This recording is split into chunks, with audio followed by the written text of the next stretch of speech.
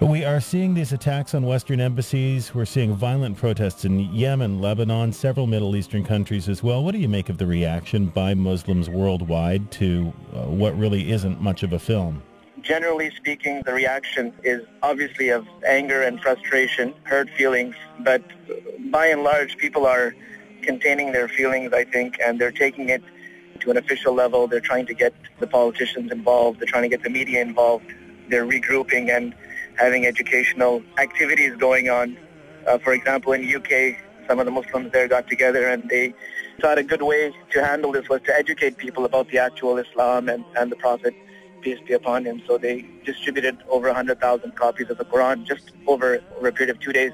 Definitely, the reaction is of anger and frustration, but we have some elements that are taking an aggressive step or an aggressive reaction, but I think most of the community is not responding in that way. The television images that I've been watching, they're not of reasonable people meeting in rooms discussing this reasonably. They're of people storming embassies, lighting fires and tearing down flags in more than one country. Explain that reaction to me if you can. You know, it's really difficult to explain that reaction because we don't see it around us.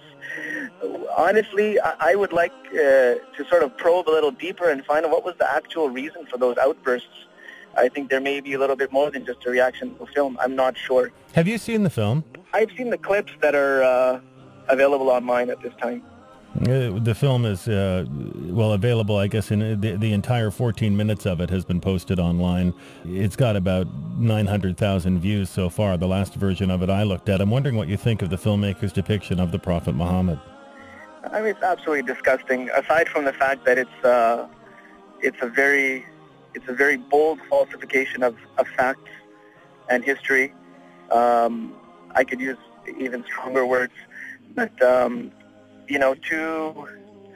it's one thing to demonize a person or a faith, and it's another thing to, completely distort everything. There's many forms of hatred out there, but this is a brand of intolerance that I don't think there's any room for in the international community. This, though, is the most amateur of efforts. It's terribly shot. The audio is awful. The film is a joke, to be clear. How can people get upset about something that's so amateurish? I wish people would see it that way. Honestly, this was what you're saying was my initial reaction as well. And I said, this is kind of an insult to the filmmaking industry. And I'm sure a lot of people are out there just shaking their heads, wondering, what the heck is this? But the fact is that the material or the substance is very, very offensive, and amateurish as it is, it's got all of those elements of just making your blood boil. On one hand, of course, I see how Muslims could be offended by the content on the film. On the other hand, this film is, as far as we know, made in America, where you can pretty much exercise your right to free speech and say what you want. That's the fact of the matter. There's not a lot that can be done about that. How much of this violence that we're seeing then do you think has to do with the film, and how much of it has to do with anti-American, anti-Western sentiment that already exists? That's a very difficult question to answer. I think it's going to take us a little bit of time before the cloud sort of dissipates over this issue, and we get to some clear facts as to what were the actual factors behind this. I think it's going to take us at least a few more days, or maybe even a couple of weeks, before the facts come out. And what are you doing as a leader of the Muslim community to respond to this on a local level?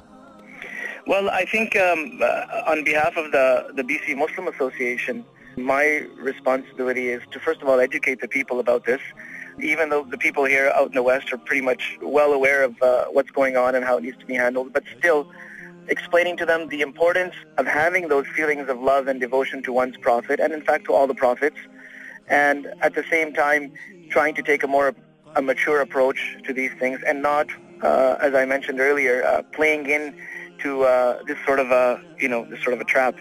In our weekly talks, like today, we have the Friday sermons.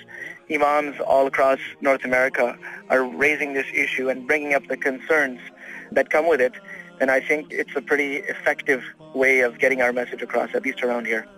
And what are you hearing back? What are you hearing from other members of your community? They're asking us what they should do or what can be done. So we're trying to guide them and instruct them within their rights and within the legal structure here, what things can be done to voice their thoughts and their feelings over this issue. And I think we're directing people towards those channels. Awesome. It's great to talk with you this afternoon. We appreciate your time very much. Thank you. You're very welcome. Good to talk to you. Bye-bye now. Bye.